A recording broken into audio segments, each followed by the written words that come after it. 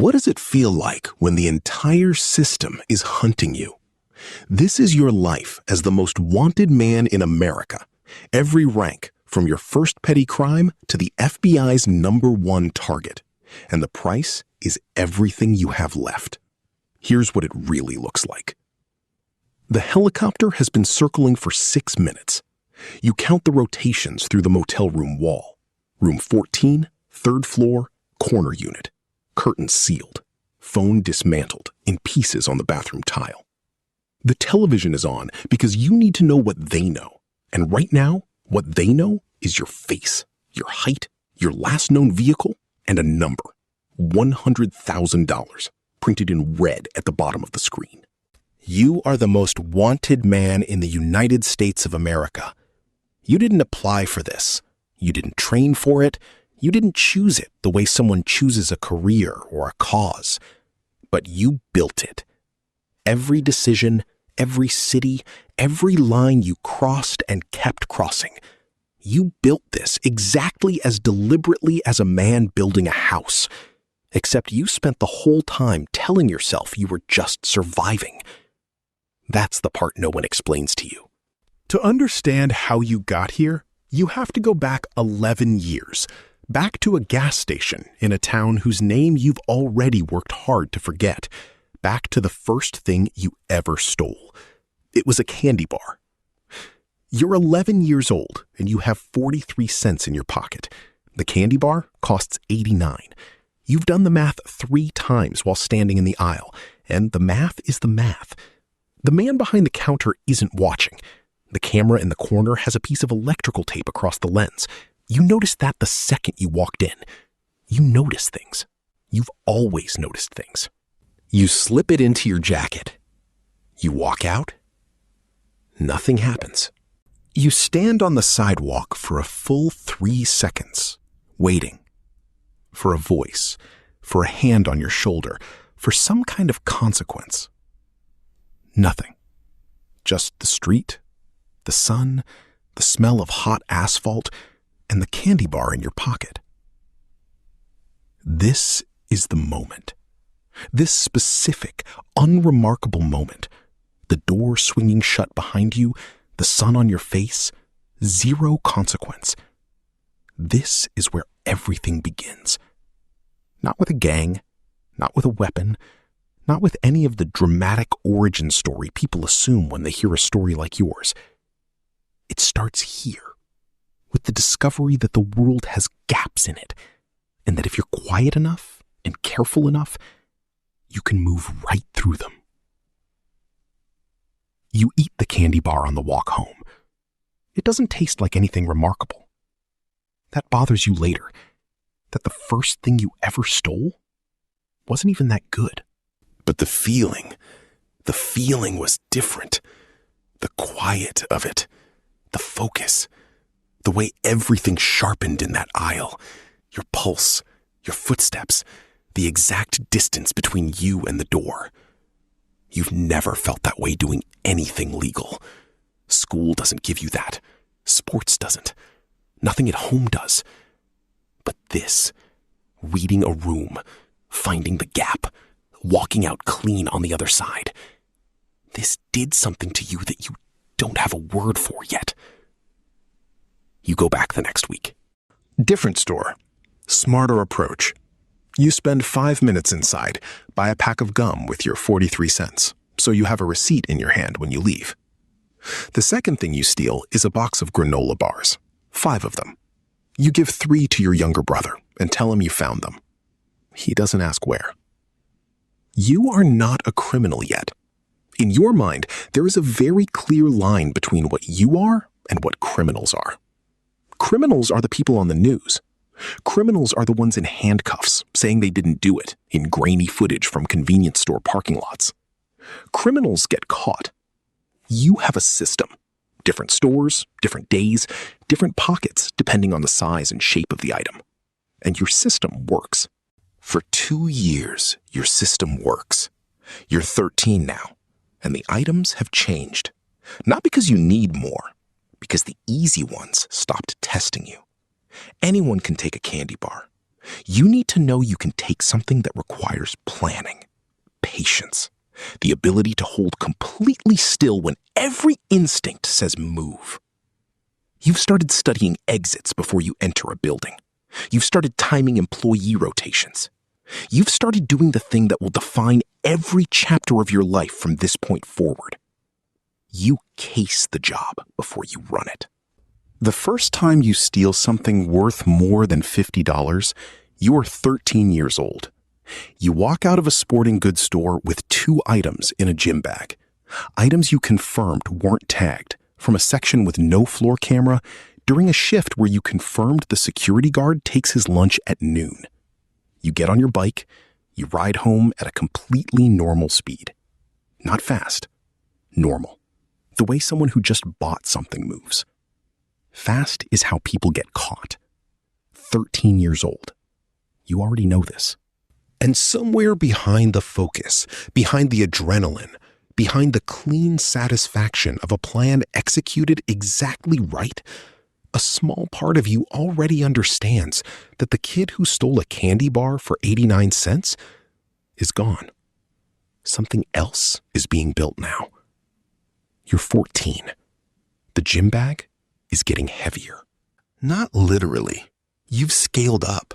Shoplifting is now a logistics operation. You have 3 kids from school who run distraction on different floors. You have a girl who flirts with the male floor staff while you work the back rack. You have a pickup schedule and a resale chain. A guy named Marcus who runs a flea market table on Saturdays and pays 40 cents on the dollar. No questions. You never carry product longer than 4 hours. Someone taught you that? No. You figured it out. Your take last month was $840. You split $200 with the crew and pocketed $640. You made more than your mother made in a week cleaning hotel rooms. That number sits in your chest like a stone. Not pride. Something cooler than pride. Clarity. At 15, you move past retail. Retail has too many cameras now.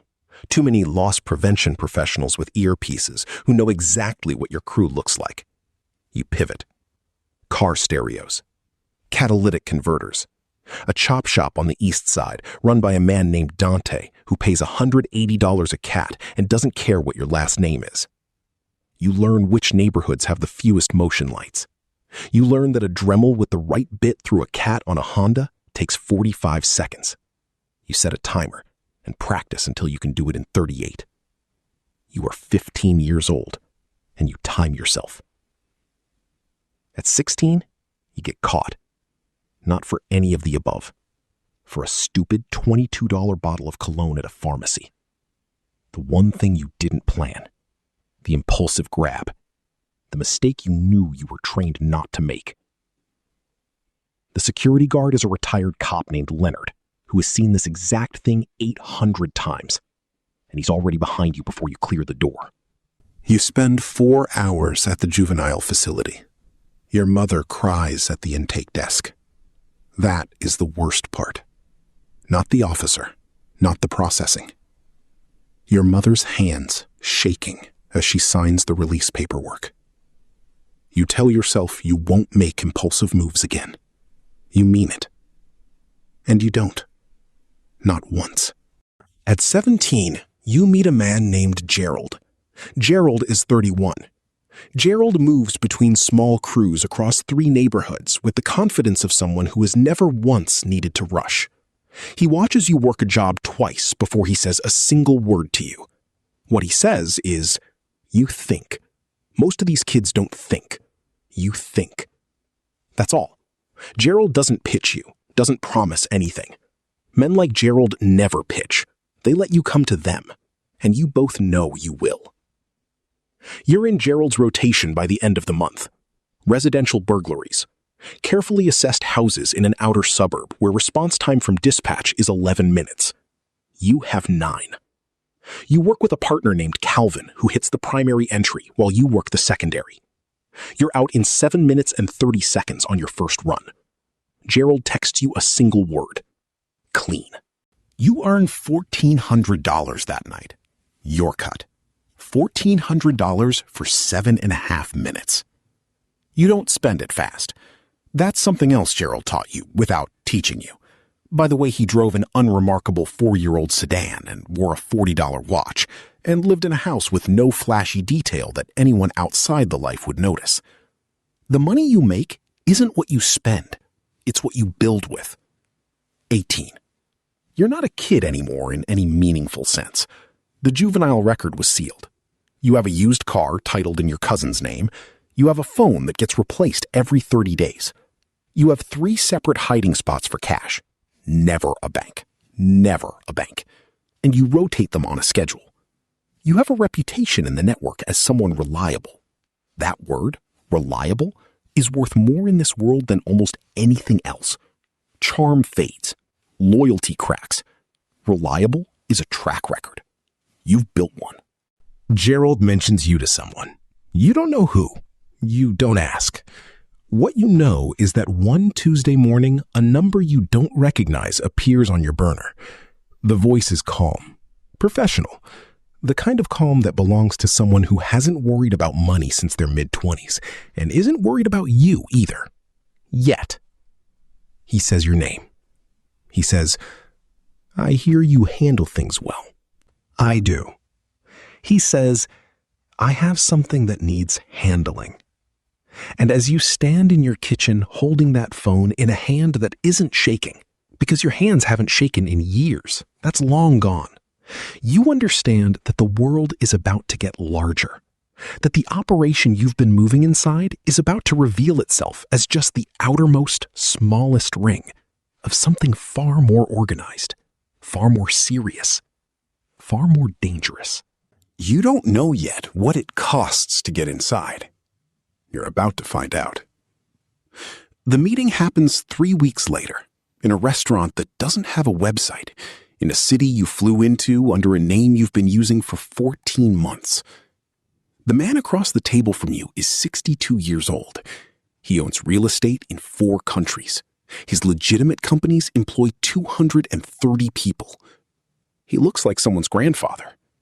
He is the most dangerous person you have ever been in a room with.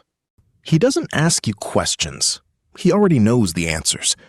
He tells you what the operation looks like from his level. The numbers are different up here. Not thousands, not hundreds of thousands. 8-figure movements, quarterly. Layered through businesses, through loans, through art, through jurisdictions that don't talk to each other. You've been moving pieces without knowing what the board looked like. Now, you see the board. You become useful to him. That's the word he uses. Useful. It's not a compliment. It's a category. You are now a category of person in his world, and that category comes with a structure and a set of rules that are different from anything you've lived under. The first rule, you never contact him directly. The second rule, you are never in the same city without a reason he has approved. The third rule, if you were ever in a room with law enforcement, you were never in a room with him. You follow the rules. For 4 years, you follow every one of them. You move money, you move product, you solve problems other people can't solve without creating new problems. You get very good at not existing. You have 3 phones, you have 4 identities, you have a storage unit in Nevada with a bag that holds enough cash, documents, and medicine to disappear into a new life within 72 hours.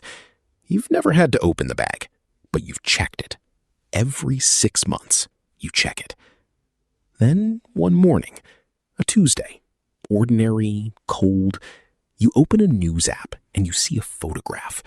It's grainy. It was taken from a distance by a camera you never spotted in a parking garage you used once 14 months ago. The photograph is of you. The headline says, "Fugitive." 3 federal charges listed beneath it. RICO, money laundering, conspiracy. And then in smaller text, a detail that lands differently than you expected. The FBI's 10 most wanted fugitives list. Number 7. You are number 7. You sit with that for a moment. Not because you're scared. Fear is something you metabolized a long time ago, same as the shaking hands. You sit with it because number 7 means they've been building the case longer than you knew. They know your face. They know enough of your name. And number 7 means the 6 people above you are ghosts with far more protection than you have, which means you are the one they can reach. You leave the apartment. You don't take anything. You walk out like a man going to get coffee, and you do not go back. You are 41 years old. You have lived inside this system for 19 years. You started with a packet of something you shouldn't have been holding at 17, terrified, in a hallway that smelled like someone else's dinner. You have moved across the country 4 times. You have had 2 names, and then 4, and then 7. You have stood in rooms with men who would have had you killed, and you were not killed. You learned every rule. You followed every rule. And the rule nobody told you, the one that isn't written anywhere, is that there is no level where you are safe. There is no apex where the risk disappears. Every level just introduces you to a larger set of people who want what you have, or who need you contained. You're moving again now. Different city, different name. Your face is on a government website with a reward number attached to it that would buy a house in most of the country. You are 41, and you feel older than that in ways that don't show up anywhere. You think about the kid in that hallway. You think about the first time someone said your name in a tone that meant something. You think about the moment you believed you were building towards something real. You were building, just not toward what you thought. The boy in the hallway becomes a teenager with a teenager. The teenager becomes a man who controls a block. The man becomes a coordinator. The coordinator becomes a ghost. The ghost becomes a number on a federal list. And somewhere right now, in a hallway that smells like someone else's dinner, a 17-year-old is holding something he shouldn't be holding. Terrified. Certain this is temporary. Certain the real thing starts soon. The cycle continues.